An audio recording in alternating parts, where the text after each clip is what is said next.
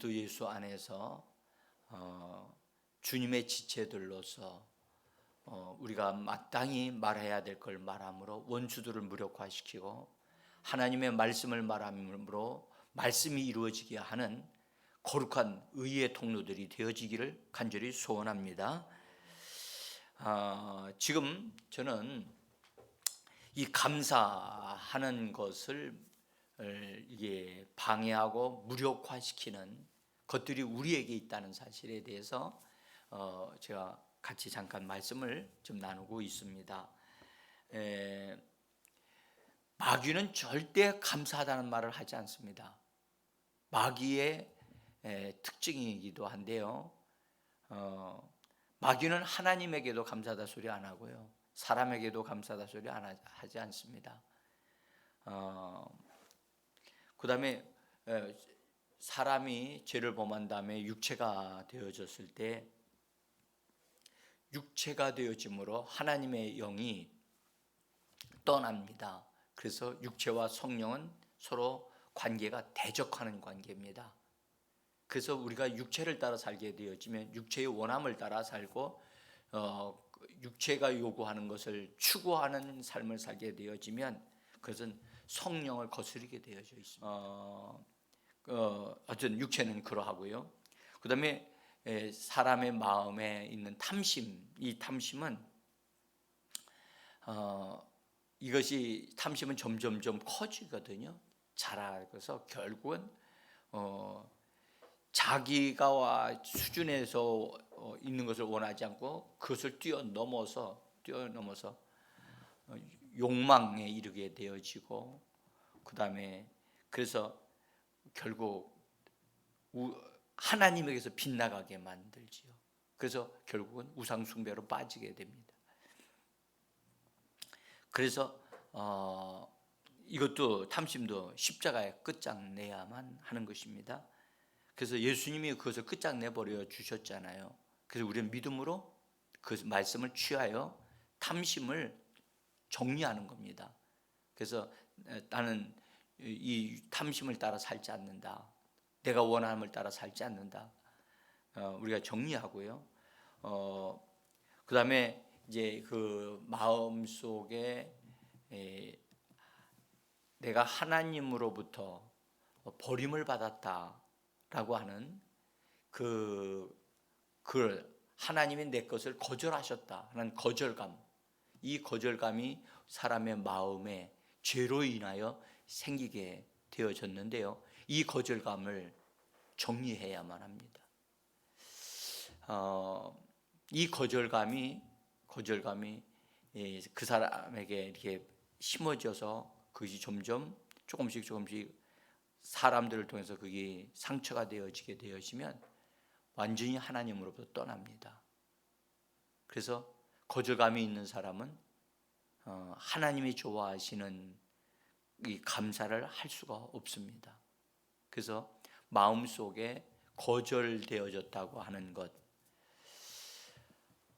그것은요 하나님으로부터 또 하나님의 교회로부터 이렇게 생기는 어떤 정말 잘못된 오해를 통해서 생기는 것인데요, 교회를 통해서 특별히 상처를 받았다 하는 사람들은 교회에 대한 거절감이 생기게 돼요. 그것을 반드시 뛰어넘고 그것을 정복하고 정리할 수 있는 그것이 꼭 필요합니다. 그래서 여기까지 제가 말씀을 드렸는데요, 오늘은 사람의 타락한 사람들 마음속에 이게 본래 하나님에 의해서 이렇게 우리에게 주어진 게 아닙니다. 이것은 다 잘못되어져 죄를 범함으로 인하여 이게 나온 것인데, 비교의식이요. 비교의식을 가지게 되어지면 그 비교의식은 우리에게 열등감이나 우월감 두 가지 중에 하나로 우리 안에 형성을 하게 해요. 그래서 비교를 하게 되어지면 이거 주로 하나님과 우리와의 관계에서는 비교가 되지 않지요. 이건 비교, 하나님의 비교 의식이 안 돼요. 근데 사실은 원수 마귀는 사단이라고 하는 이름을 가지고 있을 때는 하나님과 비교를 했어요. 그래서 비교 의식은 죄를 범함으로 인하여 우리 안에 잘못된 것이 생긴 거예요. 그래서 이걸 정리를 반드시 해야 됩니다. 이것은 자아로부터 생긴 것이라고 볼 수 있어요. 그래서 자아는 십자가에 못 박고 끝장내야 됩니다. 비교 의식이 있어지면 사람이 아주 비참해집니다. 그래서 이것이 우월감으로 표현되어지면 다른 사람들보다 자기가 더 낫다, 더 훌륭하다 등등의 사고, 그런 생각에 빠짐으로 인하여 교만하게 빠지게 되어지고요, 열등감에 붙잡히게 되어지면 난 딴 사람보다 못하다 하는 것에 보면 자기 비하에 빠집니다. 자기를 무시하고 그래서 자기는 부족하고 자기는 뭐 이렇게 해서 아무것도 할 수 없다라고 하는 자기 비하에 빠져서 자기 스스로를 파멸시킵니다. 그래서 비교 의식이 갖다 주는 것은 어떤 것도 좋은 게 하나도 없습니다. 그래서 반드시 이 자아로부터 나오는 이 비교 의식을 정리하려면 우리 식물은 정리가 안 됩니다. 이거는 자아를 십자가에 못 딱 박아서 처리를 하고 난 죽었습니다, 나는 끝장났습니다, 내가 사는 것이 아니라 내 안에 그리스도께서 사십니다 라고 할 때 이것이 처리되어질 수 있는 것입니다. 그런데 오늘 제가 읽었던 말씀은 이 비교 의식에 의하여 완전하게 무너진 사람 사울에 대한 말씀을 우리가 같이 읽었습니다. 사울은 베냐민 지파의 기스라고 하는 분의 가정에서 태어났어요. 그래서 그가 태어난 가정은 가정적으로 보면 유복한 가정이라고 볼 수가 있어요. 그리고 그래도 좀 잘 사는 가정이었고, 또 이 사울은 외모상으로 봐도 잘생겼어요. 그래도 키도 크고 다른 사람보다 머리만큼 크다고 했으니까 상당히 큰 편이죠. 그 다음에 성품상으로도 그렇게 모가 난 부분은 없는 것 같이 보이는 그런 사람입니다.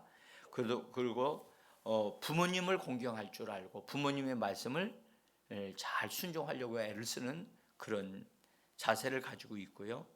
그 다음에 부모의 영향이 흐름이겠지만은 선지자를 대접할 줄 아는 그런 정도의 사람이었습니다.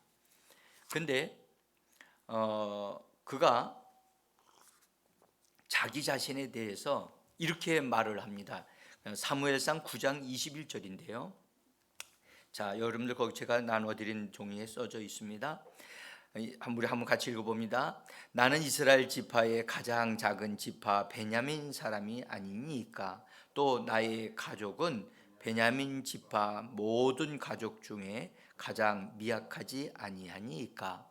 자, 이 말을 사울의 입장에서 이렇게 말을 할 때 보면은 우리가 뭘 느낄 수 있습니까?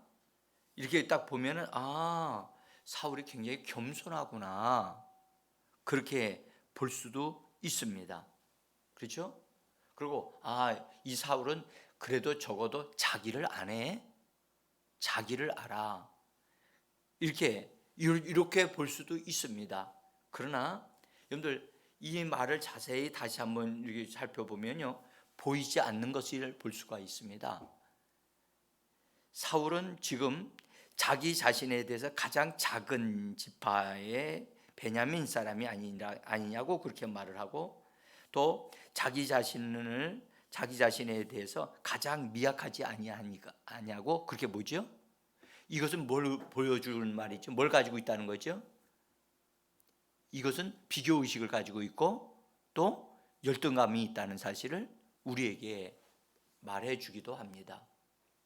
여러분들 누구든지 이 땅에 태어난 사람들은 다 죄인입니다. 죄인은요, 원수 마귀에게 그 영향을 받아서 이 비교 의식이 다 있어요. 비교 의식 없는 사람이 없어요. 그래서 이 비교 의식을 여러분들 그냥 가지고 살게 되어지면 언젠가는 이것이 딱 드러나요. 그래서 그 영향을 받지 않으려면, 정리하려면 반드시 자아가, 그 사람 자아가 십자가에 못 박혔다는 사실에 대한 확고한 믿음과 그 말씀이 로마서 6장에 나와 있는 이 자아가 십자가에 못 박혔다는 사실에 대해서 분명한 말씀이 그 사람을 잡아야만 됩니다. 그래야 이 비교하는 데서 벗어날 수 있고 자유로울 수 있어요. 이 말씀이 이루어지지 않으면요, 이 비교 의식은요, 선한 일을 하고 있음에도 불구하고 자기 자신이 비참해집니다. 그래서 비교 의식에서 빨리 이거 벗어나게 하는 길이, 성경에 그 길이 있단 말이죠. 그 말씀을 취하고 그 말씀이 자기에게 이루어지도록 고백하게 되어지면 그 말씀이 그 사람을 자유케 합니다. 주님 말씀하셨죠. 진리를 알지니 진리가 너희를 자유케 하리라. 여러분들 분명하게 그 사람이 그 말씀이 그 사람 속에 들어가야 돼요. 그 말씀이 그 사람 속에 들어가야 진리의 말씀이 돼요. 그래서 그 사람 속에서 역사하는 말씀이 바로 진리란 말이에요. 진리. 예수님의 말씀. 자, 어쨌든 여기 사울이 이런 모습을 우리에게 보여주었어요. 그래서 저는 제가 볼 때 이 말은, 사울의 이 말은 자기 자신이 지금 비교의식을 가지고 있고 열등감을 가지고 있다라고 하는 것을 보여주는 말이라고 생각을 하는 거죠. 그러면 이건 무슨 말이냐? 이 사람은 자아가 처리가 안 된 사람이다. 이것을 처리하기까지 반드시 하나님의 말씀의 역사가 있어야 되는데 이것이 처리가 안 되어지면 결국 이것에 의하여, 비교의식에 의하여 이 사람이 반드시 힘들고 어려운 일을 당하게 된다. 그걸 미리 내다볼 수가 있죠.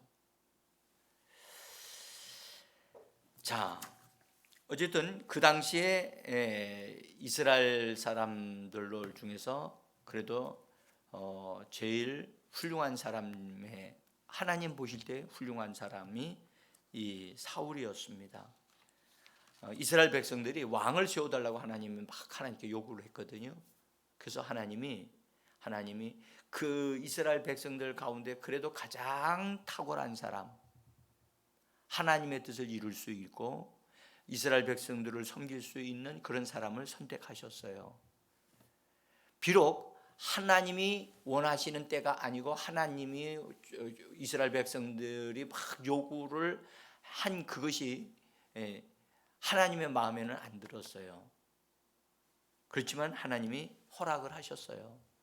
허락해서 사무엘 선지자를 통해서 사울을 왕으로 세우도록 그렇게 하셨지요. 그래서 사무엘 선지자가 그 하나님이 기뻐하시지는 않았지만 그래도 하나님이 허락하셨다고 하는 차원에서 이 사무엘 선지자가 정말로 이스라엘 나라를 돌볼 수 있는 사람을 세우기 위해서 굉장히 마음을 다했어요. 그래서 그 사울을 기다려서 그 애를 만나서 기쁘게 영접하면서 백성의 지도자가 될 것이다 라고 하는 말을 해주면서 기름을 그에게 붓습니다.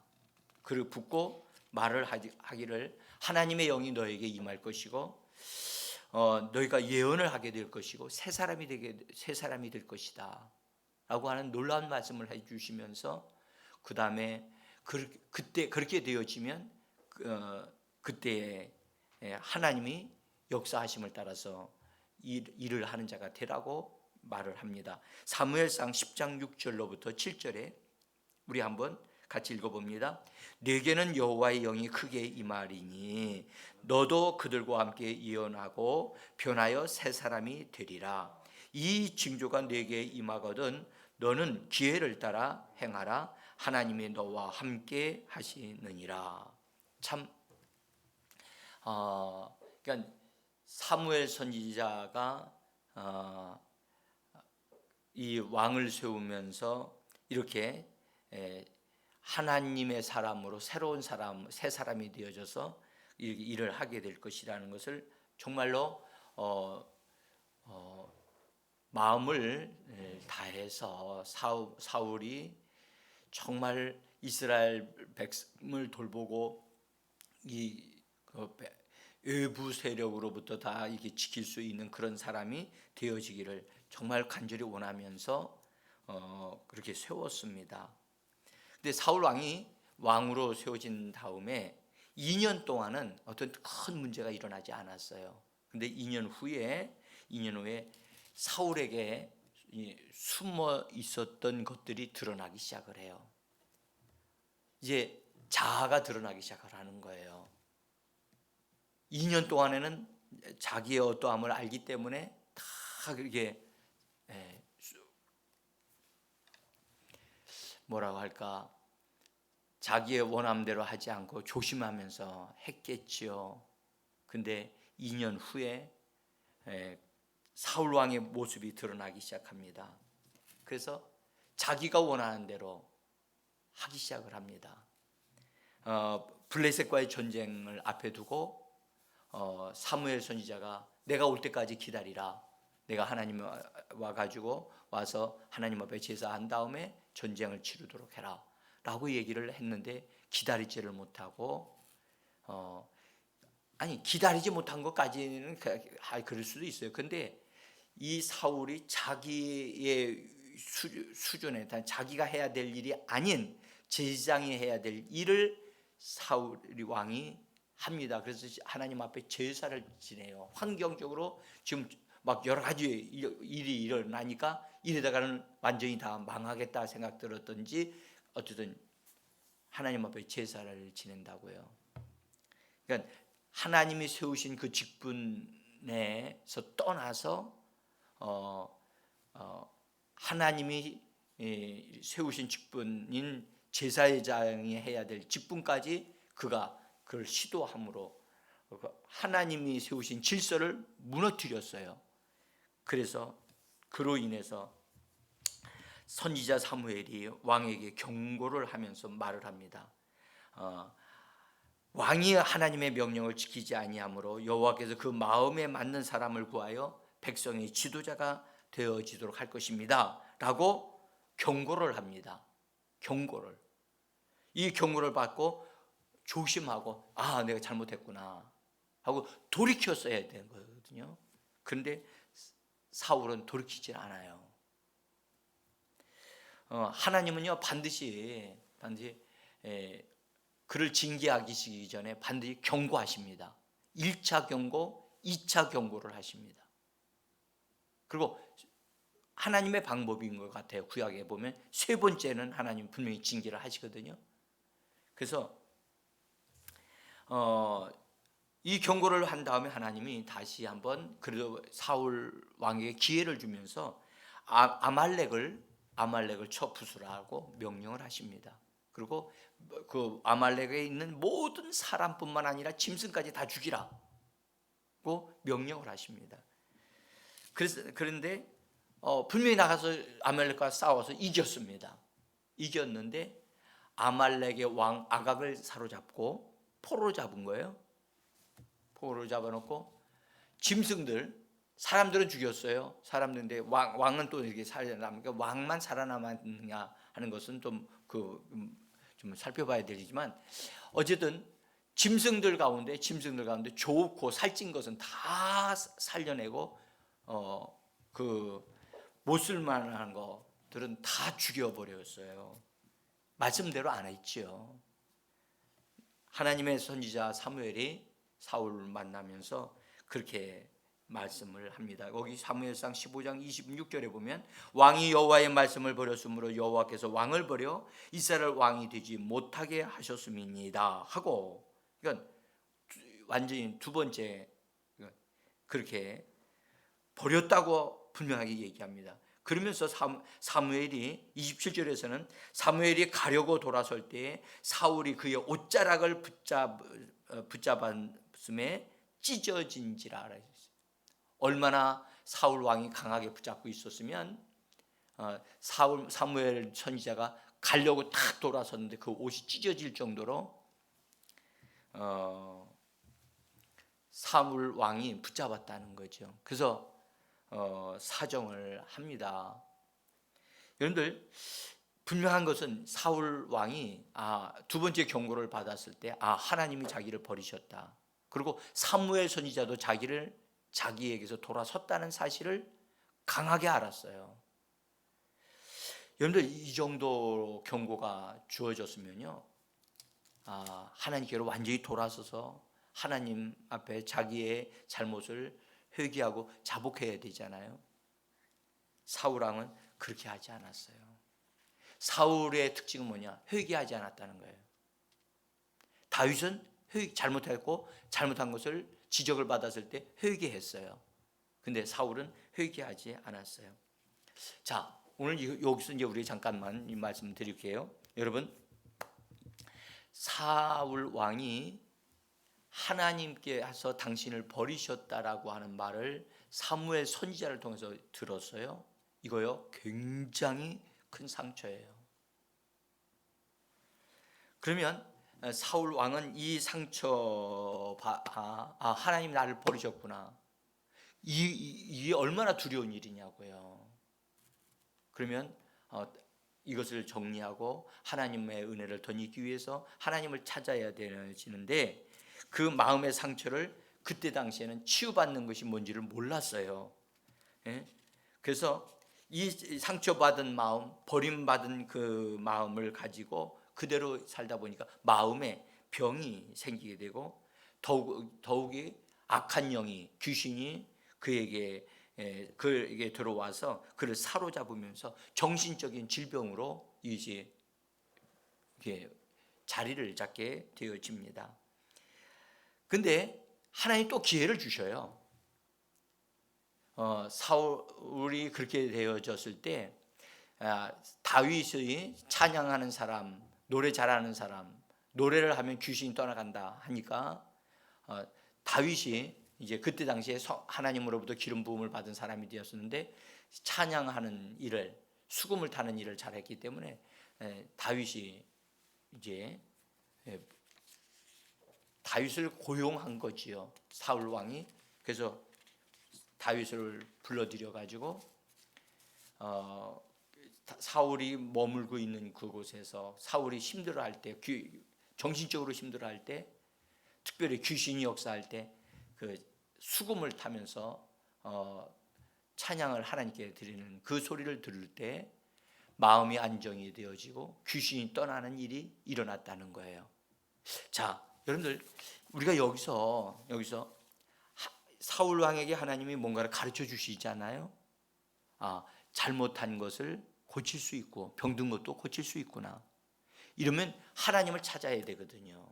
하나님을 찾고 하나님을 구해야 해서 그런 부분에서 회복되어지고 치료되어져야 되는데, 분명히 경험했다고요. 치료되는 거 경험했다고요.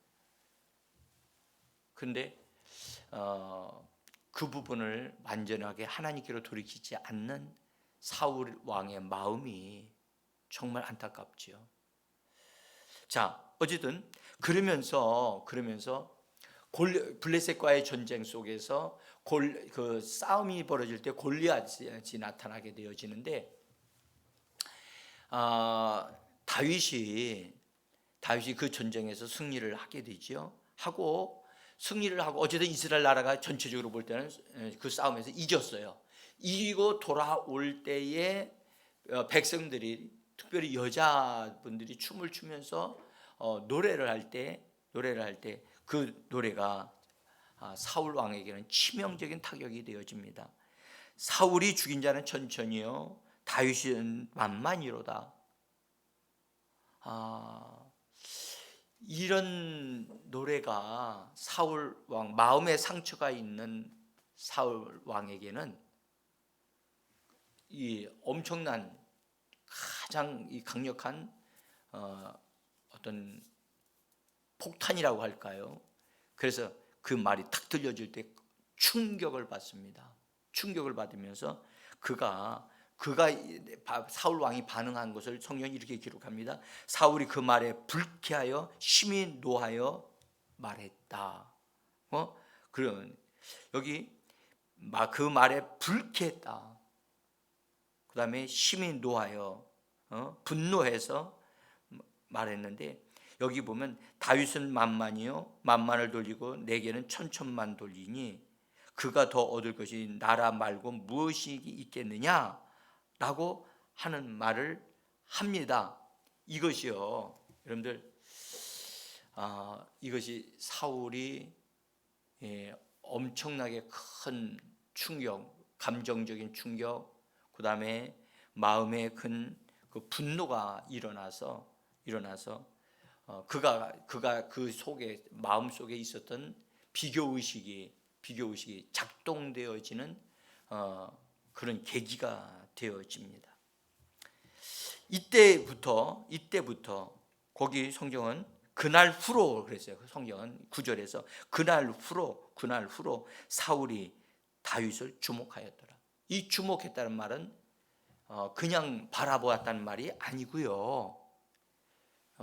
다윗을 세밀하게 살피면서 그가 이 사울 왕의 비교 대상이 되어진 거예요. 다윗은 만만이고 자기는 천천이다. 이것이 사울 왕의 마음을 괴롭혔어요. 그래서 이때로부터 악신이 더 강력하게 역사하기 시작해요. 여러분, 우리가 하나 알아야 될 것은 비교 의식을 가지고 살게 되어지고 말을 하게 되어지면 악한 영이 역사하기 시작해요. 그래서 여러분들, 비교 의식은 사울에게는요 열등 의식으로 나타났어요. 그래서 열등 의식은 자기 비하. 다윗하고는 전혀 비교 대상이 아니거든요. 나이로 보아도 그러하고, 자기는 왕이고 다윗은 소년이에요. 청년이란 말이죠. 비교 대상이 안 되는데 자꾸 비교를 하게 되어지는 거예요. 그러면서 자기가 다윗보다 못하다 그렇게 생각을 하는 거예요. 여러분들, 모든 것이 다 다윗하고는 해서는 안 되는데 자꾸 비교가 되어지는 거예요. 이것이 사울 왕을 비참하게 만들었고, 그것이 사울 왕으로 하여금 파멸에 이르게 만들었다는 것을 우리가 볼 수가 있어요. 사랑하는 성도 여러분, 그 비교 의식과 그것이 열등감으로 이렇게 발전되어 나타나게 되어지면 자기 주변에 있는 사람이 다 떠나가요. 다 떠나간다. 그리고 자기가, 심지어 여러분들 나중에 사울의 아들인 요나단도 사울 왕으로부터 떠나가죠. 완전히 아버지로부터 분리될 수는 없었기 때문에 마음이 떠났다는 거였죠. 마음이 떠나고 다 떠나요, 다. 그래서 자기 혼자인 거예요. 그래서 우리는 반드시 여러분들, 이 비교 의식과 열등감, 우월감, 이것은 여러분들 자아로부터 나오는 거기 때문에 자아를 십자가에 못 박은 것을 보셔야 돼요. 그리고 그 말씀을 고백함으로 자아를 끝장내고 비교 의식에서 자유롭고 해방되어지고, 또 주님이 내 안에서 사신다라고 하는 믿음으로 살아가는 모든 성도, 저와 여러분이 되어지기를 예수 이름으로 축복합니다. 오늘 이 말씀을 참 중요한 부분인데 어쨌든 이 정도로 말씀을 드리고, 우리는 반드시 이 비교 의식과 열등감에서 해방되어지는 놀라운 은혜의 역사가 있기를 예수 이름으로 간절히 축복합니다. 기도하겠습니다.